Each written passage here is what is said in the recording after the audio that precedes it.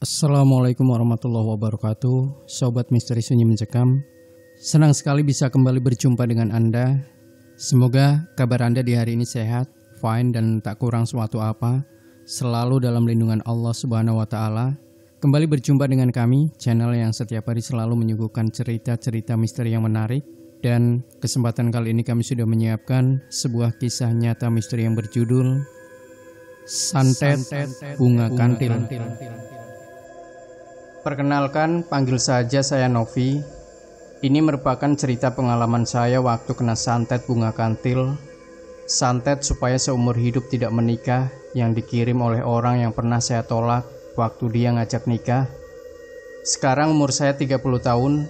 Kejadian ini terjadi waktu saya berumur 18 tahun, tepatnya tahun 2010. Waktu itu saya baru keluar SMA dan belum bekerja. Saya tidak bisa melanjutkan pendidikan karena keadaan ekonomi keluarga. Kegiatan saya setiap hari membantu orang tua yang punya warung sembako sekaligus konter HP. Di lingkungan tempat tinggal saya, kebetulan sebagian besar orang merantau dan hanya menumpang usaha. Tapi kalau saya dan keluarga asli pribumi.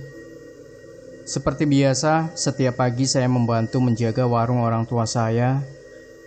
Dan tiba-tiba ada tetangga saya, adik pemilik rumah makan dekat rumah saya, ada ke rumah mendekati saya untuk mengajak jalan-jalan. Saya tidak mikir yang macam-macam, ya saya bilang harus izin dulu sama ortu saya. Walaupun saya rada enggan jalan sama Mas Narto. Nah, dengan beraninya dia bilang ke orang tua saya untuk mengajak jalan-jalan. Saya bilang ke ibu saya, "Bu, kok saya malas ya diajak jalan sama dia?" Kata ibu, "Nggak apa-apalah, jalan sekali. Takut kesinggung kalau nolak." Nggak lama ada kakaknya Mas Narto seolah-olah mendukung biar saya jalan sama adiknya. Keesokan harinya, saya terpaksa jalan-jalan sama dia. Ya, saya diajak makan, terus saya dipaksa milih-milih baju dan barang-barang lain. Dari obrolannya dia nanya-nanya tanggal lahir, hari lahir, dan tahun. Kata aku, "Tuh mau ngapain gitu Mas?" Kata dia, "Cuma pengen tahu aja." Nah, aku kasih, padahal bukan tanggal lahir aku yang sebenarnya. Saya kira ini gak akan berlanjut semenjak saya jalan sama dia. Dia malah sering ke rumah. Waktu itu dia baru pulang, katanya habis mudik ke kampungnya. Dia memberikan saya oleh-oleh telur bakar dan mangga harum manis. Saya dulu yang masih dibilang polos ya nerima aja, gak curiga macem-macem. Beberapa bulan kemudian, dia dan kakaknya datang ke rumah, tiba-tiba ingin meminang aku dalam waktu dekat. Ya aku gak siap lah. Di umur 19 tahun, aku juga ingin kerja dulu cari pengalaman, ingin bahagiakan orang tua. Aku sama ortu menolaknya secara halus karena memang belum siap. Masih manja, kalau buat nikah takut mengecewakan, dan mereka pun pergi dengan kecewa.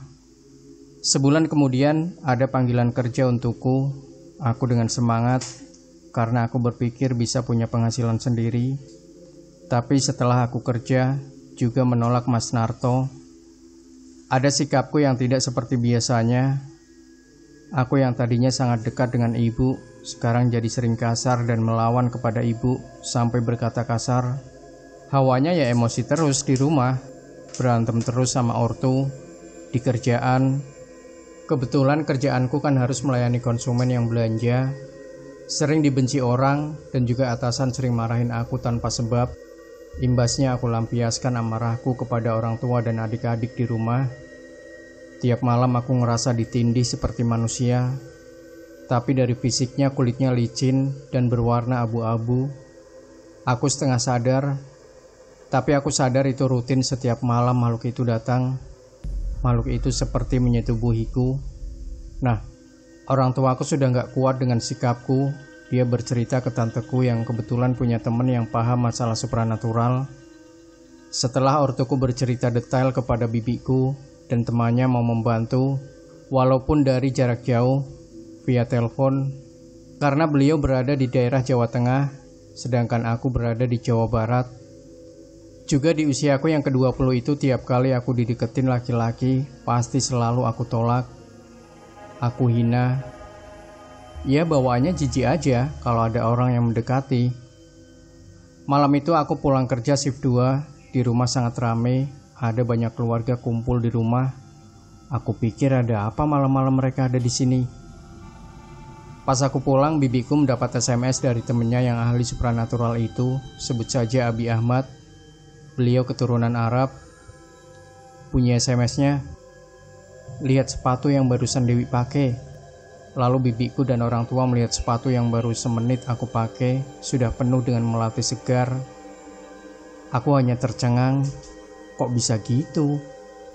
Tak lama ada SMS lagi, lihat di baju kerja yang barusan dilepas. Ditemuin lagi rangkaian bunga kantil yang biasa dipakai di sanggul belakang pengantin, entah dari mana asalnya. Lalu aku pingsan dan keluar dari ubun-ubun bunga melati yang dirangkai panjang, yang biasa dipakai di gerai bagian depan pengantin. Lalu di lubang hidung dan telinga juga keluar banyak bunga melati segar. Banyak sekali bunga melati segar yang muncul di depan pintu kamar, di motorku, di bak mandi, di teko. Gak kerasa waktu udah tengah malam dan kami semua tertidur. Kebetulan saudara-saudaraku sengaja nginep karena mau pulang pun mereka jadi merasa takut. Besoknya aku kerja masuk shift pagi. Nah, ibu sama bibiku datang ke kerjaan aku dan katanya izin dulu ke toilet. Katanya ini Abi ada SMS. Katanya buka kerudung kamu. Pas aku buka kerudung, di rambutku banyak bunga kamboja dan juga rangkaian bunga melati. Kata Abi yang obatin, aku terkena santet kembang kantil. Tujuannya supaya saya nggak menikah seumur hidup, karena udah dinikahkan secara gaib juga.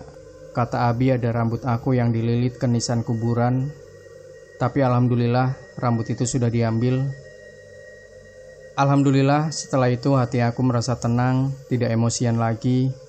Di tempat kerja atasan, teman-teman mulai bersifat normal. Ya, aku udah tahu siapa pelakunya, tapi gak apa-apa, aku maafin aja. Biar Allah yang membalas. Tapi sampai sekarang, aku belum pernah bertemu dengan Abi yang ngobatin aku, karena beliau sekarang tinggal di Singapura. Setahun kemudian ada laki-laki yang mendekati aku, dan berniat meminang aku, hingga akhirnya aku bahagia sampai sekarang, di usia aku yang 30 tahun dengan 2 orang anak. Demikian Sobat Misteri Sunyi Mencekam. Jangan lupa tinggalkan komentar Anda, like, share video ini, subscribe channel Sunyi Mencekam, dan kembali nantikan cerita-cerita misteri terbaru dari kami. Wassalamualaikum warahmatullahi wabarakatuh.